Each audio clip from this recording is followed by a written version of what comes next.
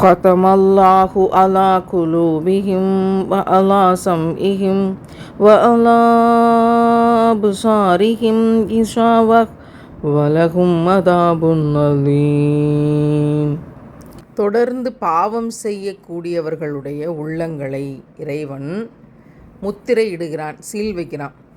அவருடைய காதுகளில் ஒரு திரை போட்டுறான், கேட்காது. அவருடைய கண்களுக்கு முன்னால் ஒரு திரை, ஒரு ஸ்க்ரீன், அது நல்லது தெரியாது.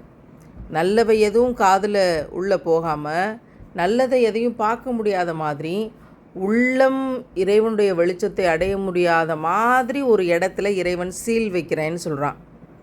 அப்படி சீல் வைக்கிறது அப்படிங்கிறது எந்த நேரத்தில் நடக்குது அப்படின்னா, எடுத்த உடனே நடக்கிறது இல்லை, கொஞ்சம் கொஞ்சமாக நடந்து வருது.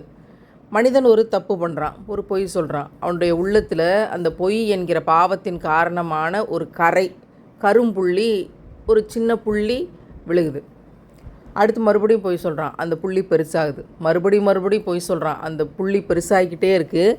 அந்த கருப்பு இருட்டு அந்த உள்ளத்தினுடைய வெளிச்சத்தை மறைச்சு பெருசாகிக்கிட்டே வருது. கடைசியில் ஒரு நாள் அவன் தௌபா செய்யவே இல்லை, பாவ மன்னிப்பு பெறவே இல்லை, உள்ளத்தை தூய்மைப்படுத்தவே இல்லை, நடந்ததை நினச்சி கஷ்டப்படவே இல்லை, அவன் திருந்தவே இல்லை, மறுபடியும் அதே தப்பு பண்ணிக்கிட்டு இருக்கான். அப்படின்னா சில பேர் இருப்பாங்க, திருந்துவாங்க, திரும்ப மறுபடியும் அதே தப்பு பண்ணுவாங்க. அப்படி மாற்றி திருந்தவே இல்லை அவன் அப்படின்னு ஒரு காலகட்டம் வரும் பொழுது நிச்சயமாக அவன் நஷ்டவாளி ஆகிறான். திருந்தி பாவ மன்னிப்பு பெற்று அந்த பாவக்கரை அழிஞ்சிருச்சு, மறுபடியும் உள்ளம் வெளிச்சம் ஆயிடுச்சுன்னா அல்ஹம்துலில்லாஹ், அல்லாஹ் பாதுகாத்துட்டான். ஆனால் மறுபடியும் அந்த தப்பை செஞ்சுக்கிட்டே இருக்கும்போது, நான் பாவ மன்னிப்பு கேட்குறேன் ஆனால் அந்த தப்பை செஞ்சுக்கிட்டே இருக்கிறேன், அப்படி இருந்தாலும் சரி, திருந்தவே இல்லாமல் அவன் கஷ்டமே படாமல் இருந்தாலும் சரி, அந்த கரைகள் பெருசாகி ஒரு நாள் உள்ளத்தினுடைய எல்லா வெளிச்சத்தையும் முற்றிலுமாக மறைத்து விடுகிறது என்ற இடத்திற்கு நிற்கிறது. உள்ளத்தின் வெளிச்சத்தை விட இந்த பாவத்தினுடைய கரை பெருசாகி உள்ளத்தையே மறைக்கிற போது அந்த இடத்துல இறைவன் அந்த உள்ளத்தை சீல் வச்சிட்டேன்னு சொல்கிறான். முத்திரை இட்டு விட்டேன் என்று நமக்கு எச்சரிக்கை செய்யலாம்.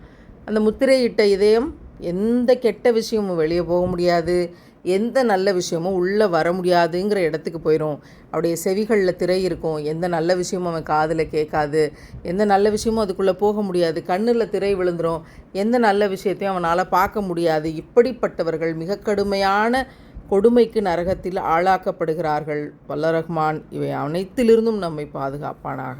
ஆமீன்.